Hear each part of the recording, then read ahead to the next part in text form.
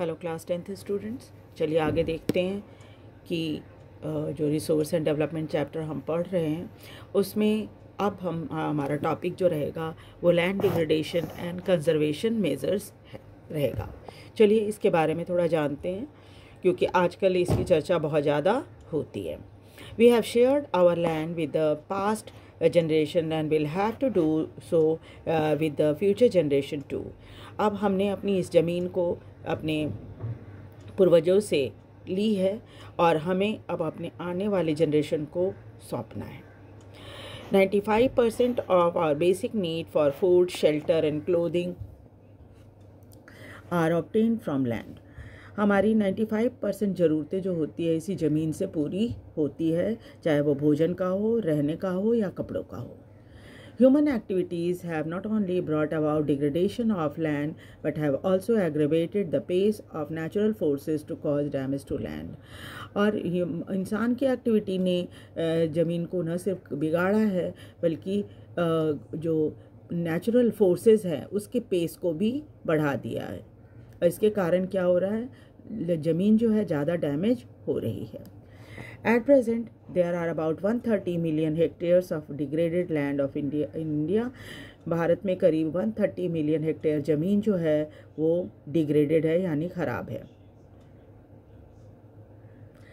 Approximately 28% of it belong to the category of forest degraded area.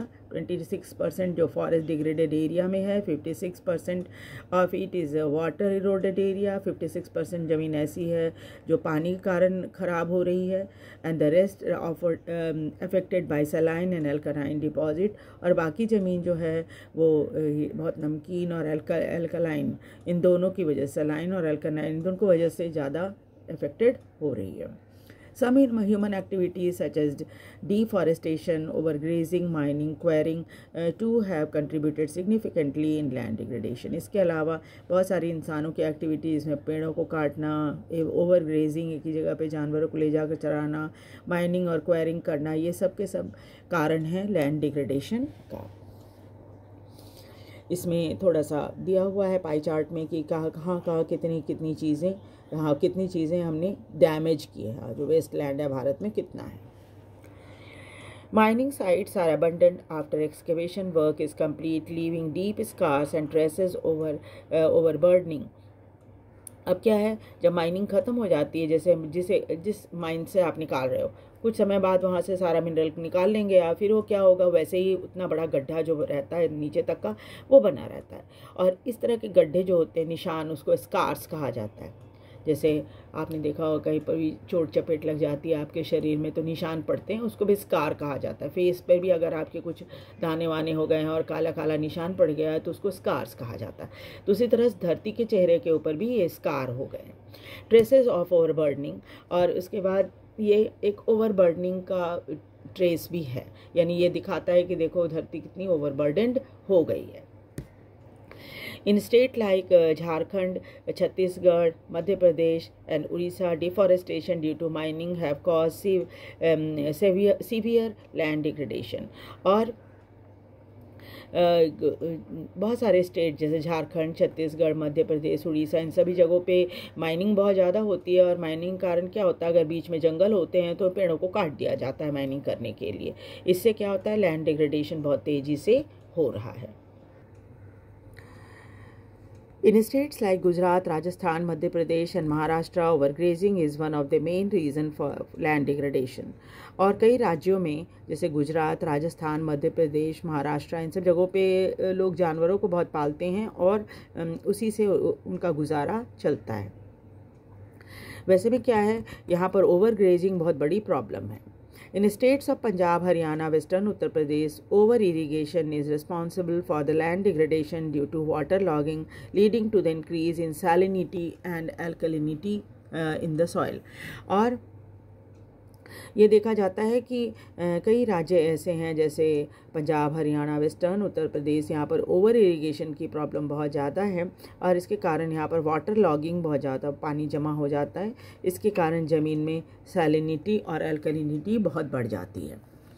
The mineral processing like grinding of limestone for cement industry, इसके अलावा और भी कई तरह के काम होते हैं, जैसे जो मिनरल होती है उसकी प्रोसेसिंग जब होती है उसे पीसा जाता है लाइमस्टोन को सीमेंट इंडस्ट्री में यूज़ करने के लिए, और कैल्साइट और सोपस्टोन बनाने वाली इसमें इंडस्ट्री में तो क्या होता है जब इसे पीसा जाता है तो बहुत धूल निकलता है, generate huge quantity of dust in the atmosphere, वो हवा में चला जाता है।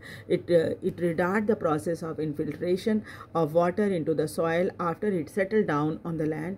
और फिर क्या होता है, हवा में बहुत धूल चली जाती है, फिर धीरे धीरे करके जब ये धूल ज़मीन में बैठती है तो क्या होता है, बिल्कुल चिकनी मिट्टी की तरह हो जाती है, और इसकी वजह से क्या होता है, पानी जो है ज़मीन के अंदर नहीं जा पाता।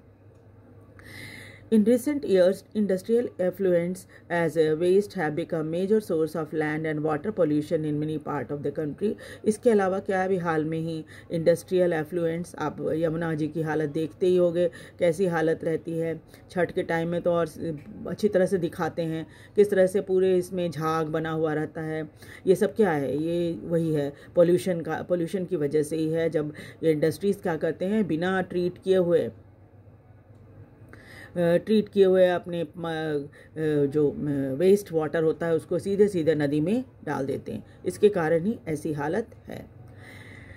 और ये हालत सिर्फ यही नहीं है, दिल्ली में ही नहीं है, कई जगहों में ये देखने को मिलती है।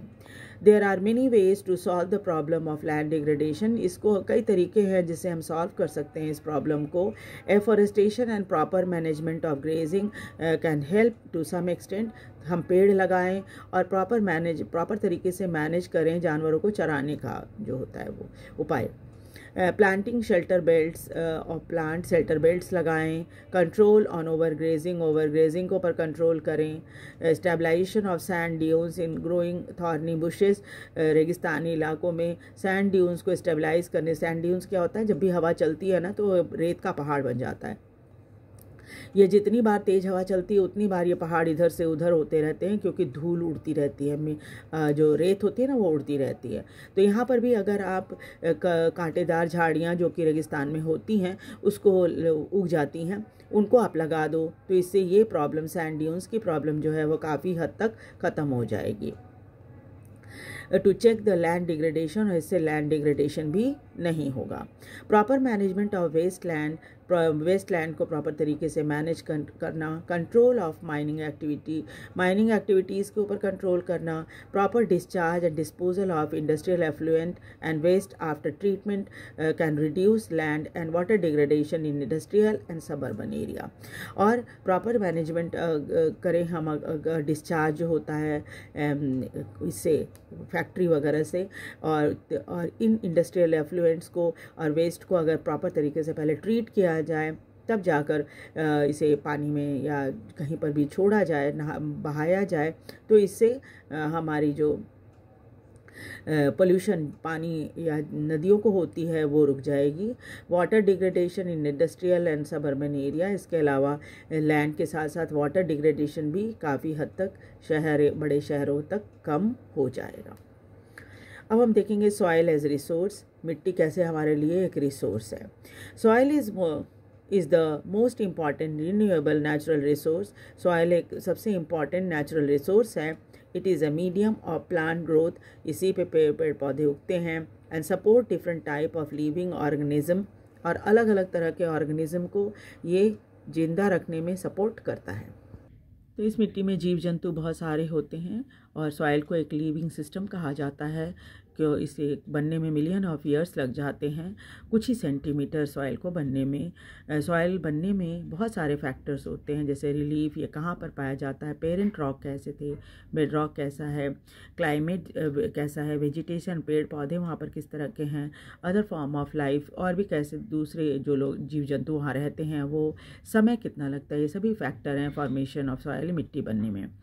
Various forces of nature such as change of temperature, और भी कई फैक्टर हैं जैसे temperature change, action of running water, पानी कैसा बह रहा है वहाँ पर, किस तरह से बह रहा है, हवा कैसी है, जैसे रेगिस्तानी इलाका है ना, ग्लेशियर पहाड़ों पे, एक्टिविटी ऑफ डिकम्पोजर, उसको कई बार पत्थर वगैरह भी डिकम्पोज होते हैं हीट की वजह से और वाटर की वजह से।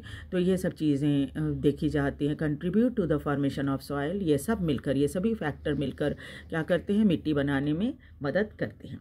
Chemical and organic changes which take place in the soil are equally important. इसके अलावा क्या है, केमिकल और ऑर्गेनिक चेंजेस भी होती रहती हैं, वो भी बहुत इंपॉर्टेंट है। Soil also consist of organic and inorganic material. मिट्टी में क्या है, ह्यूमस भी होता है और इनऑर्गेनिक मटेरियल्स भी होता है। On the basis of the factor responsible for the soil formation, colour, thickness, texture, age, chemical and physical property, soil of India can be classified in different types. और सभी factors को देखकर soil की formation कब हुई, colour कैसा है, thickness कैसी है उसकी, टेक्सचर, एज, केमिकल और फिजिकल प्रॉपर्टी सब कैसी है, इसको इन सभी को देखकर सॉइल की कैटेगरी बनाई गई है, उसको क्लासिफाई किया गया है। तो नेक्स्ट क्लास में हम लोग क्लासिफिकेशन ऑफ सॉइल पढ़ेंगे। ये बहुत ही इंपॉर्टेंट पार्ट है। हर सॉइल की क्या प्रॉपर्टी है ये आप जानना बहुत ज़रूरी है। साथ ही साथ इस मैप को आप बिल्कुल रट लीजिए, एग्ज़ाम में इससे रिलेटेड बहुत सारे क्वेश्चन आ जाते हैं। मैप में भी आता है, प्लस क्या है कि कौन सी सॉइल कहाँ पाई जाती है ना, उसकी प्रॉपर्टी क्या होती है, ये सब भी आपसे अक्सर एग्ज़ाम में पूछा जाता है। तो आप ध्यान रखिएगा और इस मैप को बिल्कुल रट लीजिएगा। ठीक है, आपको वीडियो कैसा लगा, लाइक और सब्सक्राइब ज़रूर कीजिए और शेयर भी कीजिए ताकि ज़्यादा बच्चे इसका फ़ायदा उठा सकें। और साथ ही साथ मुझे ये बताइए कि क्या जानना चाहेंगे आप इस वीडियो की मदद से। Thank you very much.